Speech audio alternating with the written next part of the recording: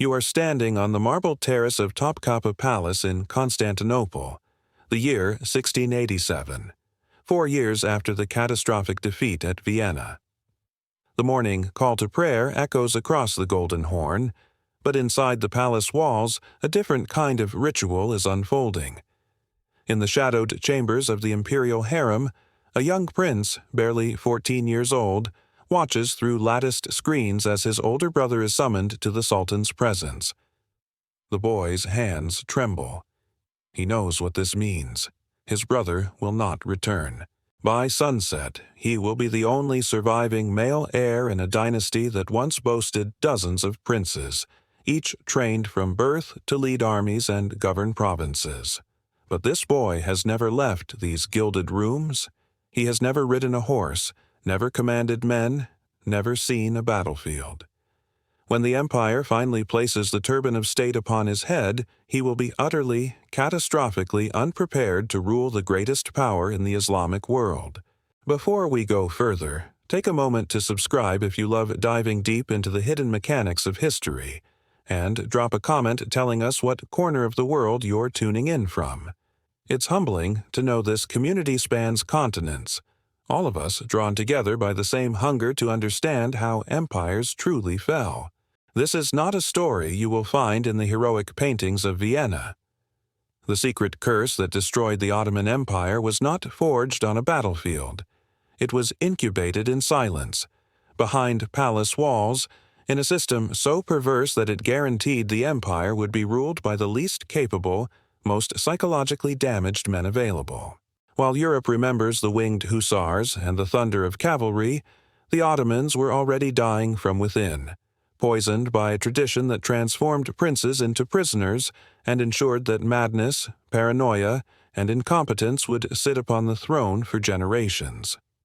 What you are about to discover is how a single architectural decision, made in the name of stability, became the slow-acting poison that brought down one of history's most powerful civilizations. The practice was called the cafes, the cage, a system born from fear and destined to destroy an empire. By the 17th century, the Ottoman dynasty ruled vast lands from Vienna to Yemen, led by sultans once seen as God's shadow on earth. But power bred danger. With no clear rule of succession, every prince was a rival, every throne a battlefield. Early rulers proved themselves through conquest and governance, shaping giants like Mehmed and Suleiman. Then came Sultan Ahmed the Firuz, who changed everything. To ensure peace, he kept heirs confined. His chosen successor, Mustafa II, emerged broken mad, isolated, and unfit to rule. The solution the court devised was worse than the problem. To prevent future civil wars, all princes of the blood would be confined within the palace walls from birth until death or accession. They would live in a suite of rooms in the harem called the cafes, the cage, attended by servants, eunuchs, and concubines who had been rendered infertile. They would receive no education in statecraft, no military training, no experience of the world beyond the palace gardens. They would be kept alive, kept comfortable, and kept utterly ignorant of the empire they might one day be called upon to rule. When a sultan died, the oldest surviving male of the dynasty, regardless of capability, would be taken from the cage and placed upon the throne. This was the curse. Not a supernatural hex, but a bureaucratic procedure that guaranteed incompetence at the highest level of power. The scale of what this meant is difficult to comprehend from a distance of centuries. Imagine being born into a golden prison, knowing from your first breath that you might one day be absolute monarch of 20 million souls, but forbidden from ever preparing for that responsibility. The princes of the cafes lived in rooms that overlooked the palace gardens and the Bosphorus beyond. They could see the ships sailing between continents, but they could never board one. They could hear the sounds of the city, the calls of merchants, the clatter of cavalry in the streets below, but they could never walk those streets or ride with that cavalry. Their world was silk cushions and latticed windows, whispered gossip from servants, and the endless, gnawing awareness that their brothers, Uncles and cousins in neighboring rooms were both their only companions and their mortal rivals. Every meal might be poisoned. Every servant might be an assassin. Every day might be the day the eunuchs came to strangle them with a silk bowstring, or the day they would be dragged, blinking and terrified, into the sunlight and told they were now the most powerful man on earth. They could not look away from each other. In the cafes, there was nothing else to look at. Decades might pass this way. The prince who became Sultan Ibrahim III in 1640 had spent 22 years in the cage. When the officials came to inform him of his accession, he refused to come out, convinced it was a trick to lure him to his execution. He barricaded himself inside, screaming that he would not be murdered like his brothers. Only when his mother, the Valid Sultan, arrived with the body of his predecessor to prove he was truly dead did Ibrahim believe he had survived. By then, the damage was complete. Ibrahim's reign was a catalogue of derangement. He had 280 concubines drowned in weighted sacks because one of them had been unfaithful, or so he believed. He promoted and executed viziers on whims. He bankrupted the treasury on personal luxuries while the empire's armies went unpaid. They could not look away, the ministers and generals who watched this madman squander the legacy of Suleiman, but they were paralyzed by the sacred nature of his office until finally, in desperation, they deposed him. He was the first sultan to be deposed while sane, or as sane as 22 years in the cage had left him, and his 7-year-old son was placed on the throne in his stead. The cafes operated with cruel precision, built to preserve princes yet destroy their humanity. Its logic was flawless and fatal. The rooms were lavish but suffocatingly isolated. Deaf-mute servants ensured silence, while concubines sterilized by design prevented heirs.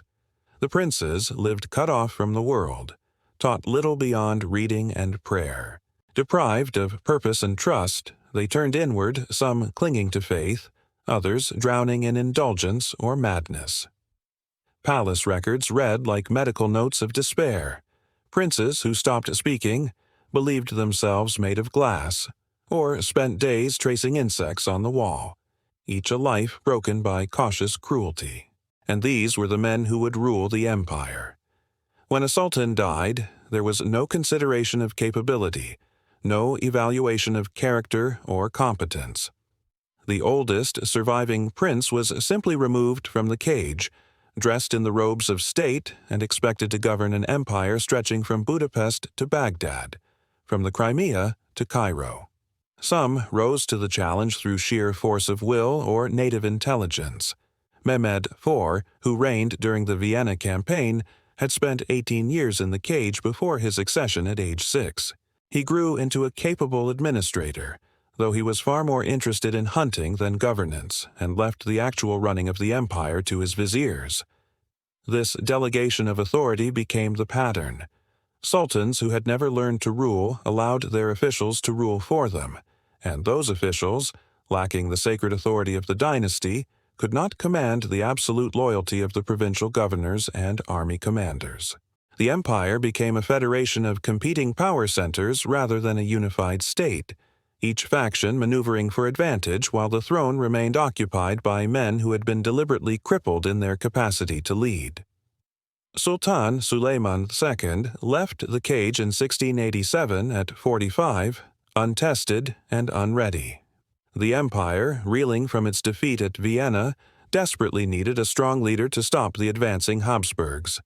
Instead, it found a man who had never led troops or left the palace. Intelligent but inexperienced, Suleiman relied on poetry and faith rather than strategy. In 4 years, he appointed 4 grand viziers, unable to judge their worth. His hesitation and confusion crippled the empire. Battles were lost, cities like Budapest and Belgrade fell, and Ottoman power shrank faster under him than in the 100 years before. The psychological toll of the cage was not limited to those who emerged from it. The women of the imperial harem, the mothers and sisters of princes, lived in constant terror. The Valid Sultan, the mother of the reigning sultan, wielded immense power, but that power was completely dependent on her son remaining alive and on the throne. If he died or was deposed, she could be exiled, imprisoned, or executed. This created an incentive structure that encouraged poisoning, assassination, and intrigue. Mothers would plot against the sons of rival concubines. Sisters would spy on brothers. The harem, which Western imagination painted as a place of exotic luxury, was in reality a nest of vipers, where every meal might be lethal and every whispered conversation a prelude to murder. The children born into this environment, even those who never entered the cage, were warped by its proximity. Princes learned to trust no one, to see threats everywhere, to view human relationships as zero-sum competitions for survival. When such men finally gained power, is it any wonder they ruled with paranoia and cruelty? The cafes was a palace of beauty built for despair, a masterpiece of elegant cruelty.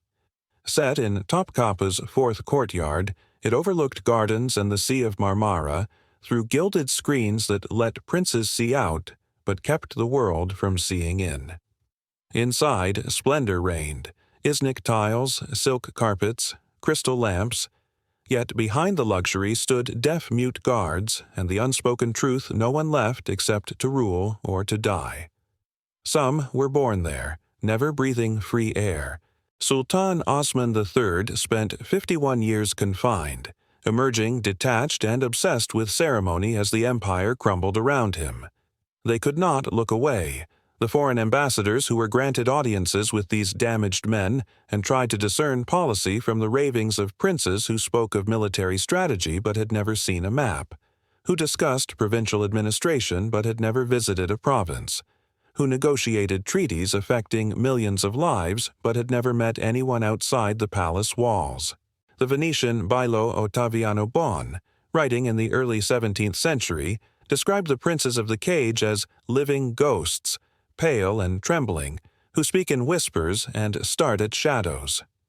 The Austrian ambassador Johann Rudolf Schmid zum Schwarzenhorn observed Sultan Mustafa II, who had spent 27 years confined before his accession, and noted, "His Majesty conducts himself as one who has been buried alive and then exhumed, uncertain whether he truly lives or merely dreams of living." The curse worked its poison slowly but inexorably. A single generation of incompetent sultans might have been survivable, but the cafes ensured that every sultan was incompetent, that the problem was structural rather than personal. The empire's institutions, which had been designed to function with a strong sultan at their apex, began to atrophy. Provincial governors became effectively independent, remitting less and less revenue to the central treasury. The Janissary Corps, once the empire's elite infantry, became a hereditary caste more interested in urban rents and political influence than military discipline. The Timar system, which had provided cavalry in exchange for land grants, collapsed as Timars were sold off to the highest bidder rather than granted to proven warriors. The empire was hollowing out from within, losing the administrative and military coherence that had made it great, and at the center of it all sat men who had been deliberately prevented from developing the capacity to arrest the decline. Shehzada Mahmud's life reveals the cafe's cruelty more vividly than any policy record. Born in 1696 to Sultan Mustafa II and Saliha, a Cretan concubine, he was only 7 when his father was deposed and he was locked away. For 34 years, Mahmud lived in confinement beside his brother Ahmed, who later became Sultan Ahmed III. Their childhood bond decayed into paranoia and silence as rivalry poisoned every glance. Mahmud turned to calligraphy for solace, endlessly writing verses of patience and faith. It was his fragile refuge, a search for beauty amid despair, a slow spiritual survival inside a gilded prison. Ahmed did become sultan in 1703, and Mahmud's vigil in the cage continued. Years became decades. The world outside changed in ways Mahmud could barely comprehend. The empire lost wars to Austria and Russia. Western Europe pulled ahead in technology and military organization. New ideas, new philosophies, New ways of organizing society spread across the globe, but none of it reached the cafes. Mahmud grew older, his hair graying, his eyesight failing from years of close calligraphic work by lamplight, his body weakening from lack of exercise and sunlight. He had never ridden a horse, never commanded men, never made a decision that affected anyone beyond his immediate household. And yet, because he was the oldest surviving male of the dynasty, he knew that if Ahmed died, he would become the absolute ruler of an empire of 25 million souls, expected to make decisions on war and peace, taxation and justice, life and death. The psychological pressure broke him. Palace records from 1730 note that Shehzada Mahmud had become erratic, alternating between religious ecstasy and profound despair. He claimed to receive visions from God, telling him that his suffering was a test and that he would soon be delivered. His servants reported that he spent entire nights in prayer, weeping and reciting verses, convinced that angels watched over him and that his deliverance was at hand. And in a sense, his delusions were not entirely wrong. In 1730, a revolt known as the Patrona Halil Rebellion overthrew Sultan Ahmed III. The rebels, a coalition of janissaries and urban poor angry at military defeats and heavy taxation, stormed the palace and demanded a new sultan. Ahmed abdicated in favor of his nephew, Sultan Mahmud II. But it was not Shehzad Mahmud who inherited the throne. It was another Mahmud, a cousin, who had been born later but had a better political position. Shehzada Mahmud's visions of deliverance had been false. He would remain in the cage. Shehzade Mahmud died in 1737 at 41, having spent 34 years imprisoned. He never ruled, fought, or truly lived free. His death was recorded with a single line, no ceremony, no mourning, just quiet oblivion. Buried in a modest tomb, he joined countless forgotten princes destroyed by the same cruel system. That system endured, creating fragile rulers unfit to halt the empire's decay. Ministers served broken sultans while power slipped to viziers and generals. Fear replaced ambition, and the empire, once mighty, rotted within its armies cautious, its leaders hollow, its spirit shattered by the very cage meant to preserve it. European observers watched the Ottoman decline with relief and scorn. Once feared conquerors, the Ottomans became the sick man of Europe. Yet the disease came not from religion or culture, but from one fatal invention, the cafes. Meant to prevent bloodshed, it instead bred ignorance and weakness. In 1774, Sultan Mustafa III, trapped for 28 years, begged his ministers to teach him the empire he barely knew. But it was too late. The empire crumbled under foreign powers. Even Mehmed VI, its last ruler, spent decades confined before fleeing in 1922, a tragic symbol of a dynasty destroyed by its own cage. The lesson of the cafes is not a comfortable one. It is not about the triumph of virtue or the inevitable march of progress. It is about how institutions designed to solve one problem can create much worse problems, how short-term stability can be purchased at the cost of long-term collapse, and how the fear of violence can lead to systemic violence far more destructive than any single act of brutality. The Ottoman sultans who created the cage believed they were preventing civil war and ensuring continuity. Instead, they guaranteed that their empire would be ruled by incompetents and madmen, men who had been deliberately crippled in their capacity to rule effectively. It was a curse more effective than any sorcery, a poison that worked slowly but lethally, and it destroyed the empire as surely as any army could have done. Today, the rooms of the cafes still stand in Topkapi Palace, now a museum visited by tourists who marvel at the beauty of the tilework and the views across the Bosphorus. They do not imagine the psychological torture those beautiful rooms represented, the decades of enforced idleness and paranoia, the princes who paced those floors knowing that every day might be their last or their first as sultan, and having no way to prepare for either eventuality. The latticed windows still look out over the water, And if you stand there long enough, you can almost hear the whispers of the men who stood at those same windows, watching ships sail to freedom they would never know, watching the empire they would never be prepared to rule slowly crumble beyond those gilded bars. They could not look away. Neither should we.